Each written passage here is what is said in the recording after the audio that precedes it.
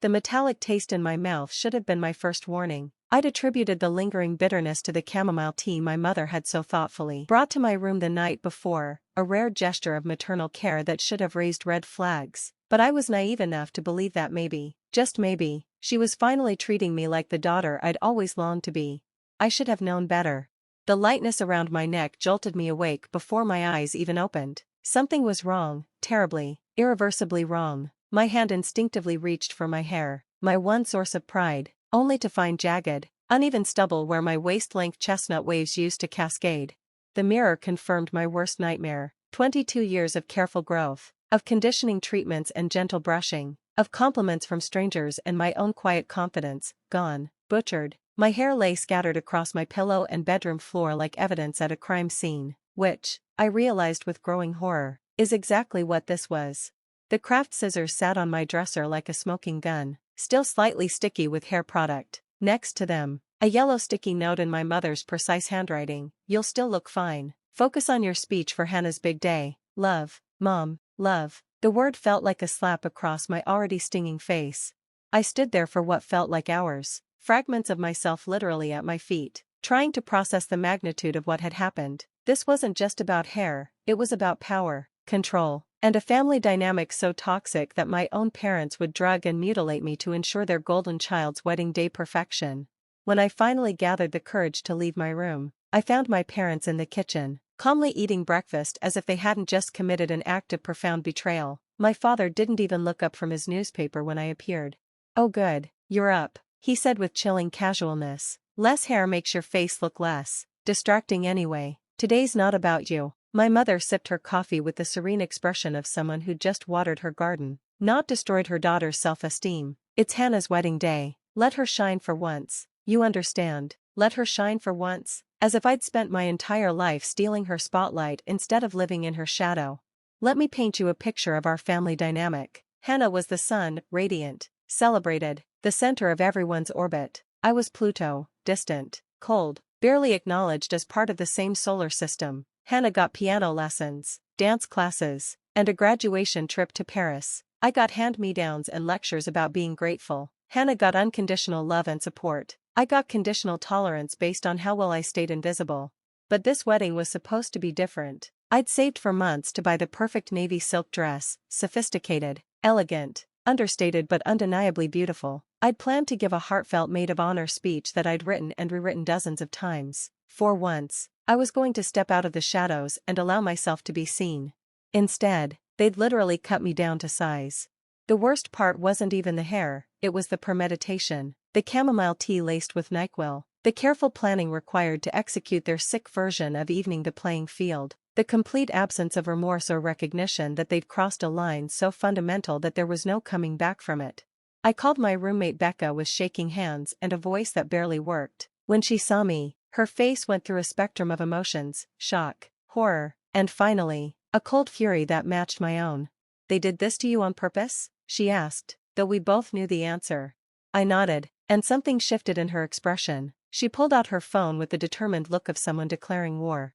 "We're not going to that wedding like this," she said. "We're going to do something better." That's when I remembered the recordings.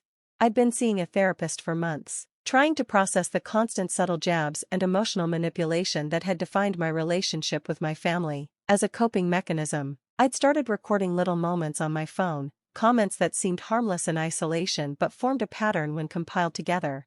My mother saying I was attention-seeking when I posted a photo from a friend's bridal shower. My father commenting that pretty girls ruin weddings with jealousy when I mentioned buying a dress. Hannah laughing when they joked about me trying to upstage her by simply existing in the same space. Listening to those recordings with Becca was like seeing my life through a completely different lens. What I dismissed as typical family teasing was actually systematic emotional abuse designed to keep me small, invisible, and compliant.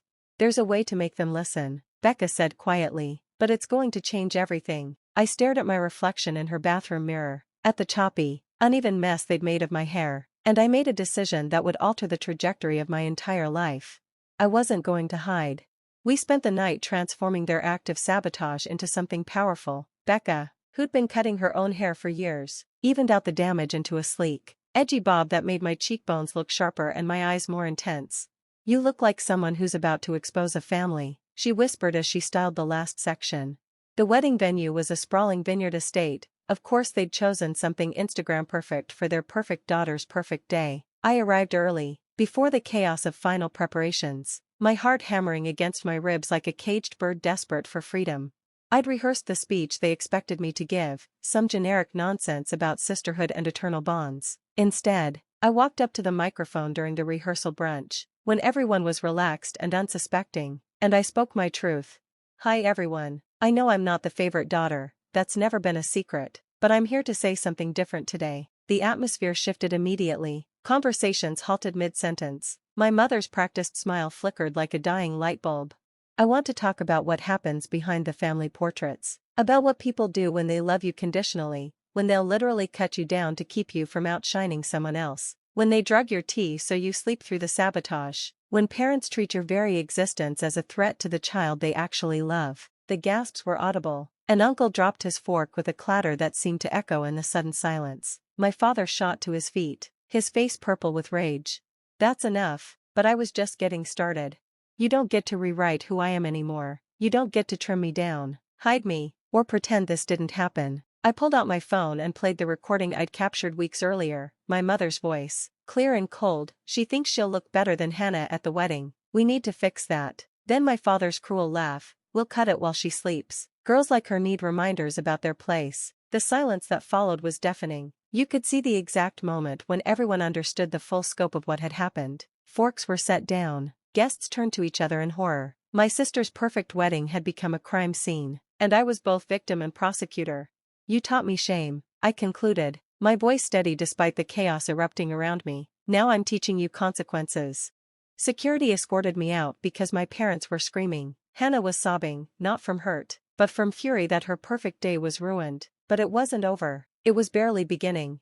Becca had livestreamed the entire speech, and within hours, the video was viral. Millions of views, celebrities sharing it, TikTokers creating response videos. My inbox flooded with messages from strangers saying, "Thank you for saying what I never could." The validation was intoxicating, but the real victory came when opportunities started pouring in. A wedding magazine editor reached out about a feature story. A high-end fashion brand offered me a modeling contract. A CEO named Cynthia Ray, whose own daughter had survived similar family abuse, offered me something even better, a position as creative director for a campaign called "You Can't Cut Power." What followed was a year of transformation that felt like awakening from a decades-long coma. Photo shoots where I was celebrated, not hidden, speaking engagements where my voice mattered, a growing platform that I used to help other daughters who'd been systematically diminished by their own families.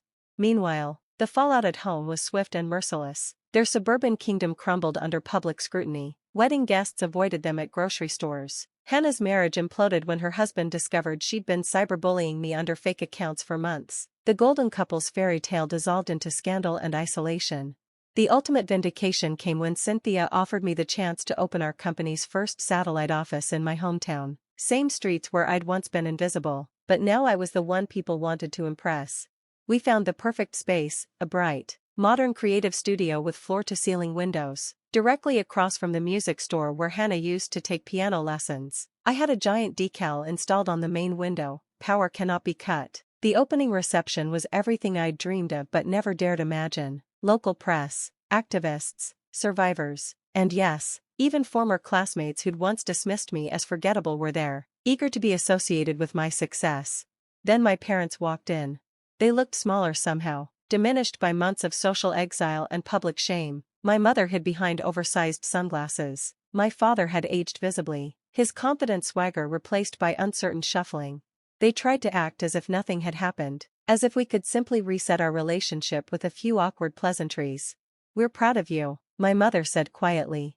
I smiled, genuinely amused by the audacity. "That's interesting. You haven't been proud of me since I had braces and did everything you asked without question." My father attempted a laugh. "We all make mistakes. Families heal, right?" I walked to the reception desk and picked up a comment card. "Would you like to leave feedback? We take all opinions seriously here." I paused, letting the moment breathe. "Otherwise, I have a room full of people I actually respect waiting to hear me speak." As they stood there, out of place and uncomfortable in the space they'd once deemed me unworthy of, I realized I didn't need to yell or shame them. My existence, my success, my refusal to remain small, that was louder than any insult.